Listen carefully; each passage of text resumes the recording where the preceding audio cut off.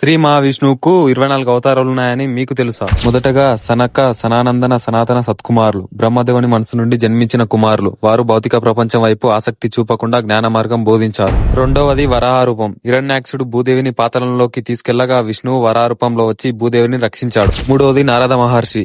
సంగీతం, భక్తి, జ్ఞానం ద్వారా దేవుని చేరుకోవచ్చని చూపించాడు. నాలుగవది నరనారాయణులు. హిమాలయాల్లో తపస్సు చేస్తూ ఉన్న జంట మహర్షులు. వారు మనిషికి దైవానికి మధ్య సంబంధాన్ని తెలియజేశారు. ఐదవది కపిల మహర్షి. కర్దముడి కుమారుడు. సంఖ్యయోగం అనే తత్వశాస్త్రాన్ని బోధించాడు. ఆరవది దత్తాత్రేయుడు. బ్రహ్మ, విష్ణు, మహేశ్వరుల అవతారం. యోగం, జ్ఞానం, త్యాగ మార్గాలను చూపించాడు. ఏడవది యజ్ఞావతారం. సత్యయుగంలో దేవతలు చేసిన యజ్ఞంను రక్షించడానికి అవతరించాడు. ఎనిమిదవది వృషభావతారం. ప్రజలను ధర్మపాలన, త్యాగం, సమత మార్గం బోధించాడు. తొమ్మిదవది భృతు మహారాజు. భూమి నుండి ఆహారాన్ని తీసుకురావడానికి భూమతను పాలించాడు. పదవది మత్స్యావతారం.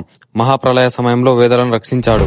పదవది కూర్మ అవతారం. దేవతలందరికీ అమృతాన్ని పొందేలా చేశాడు. 12వది ధన్వంతరి అవతారం.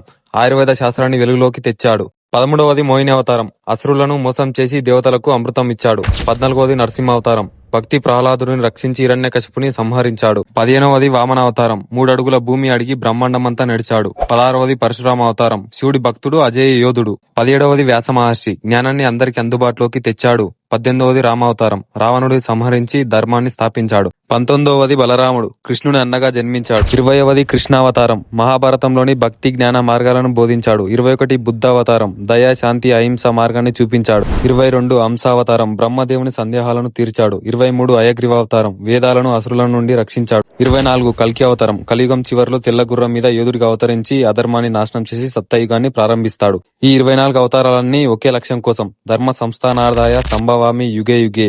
అంటే ప్రతి యుగంలో ధర్మాన్ని రక్షించడానికి విష్ణువు అవతరిస్తాడన్నమాట. ఇలాంటి మరెన్నో వీడియోస్ కోసం మన ఛానల్ ఇప్పుడే సబ్స్క్రైబ్ చేసుకోండి. Thank you for watching.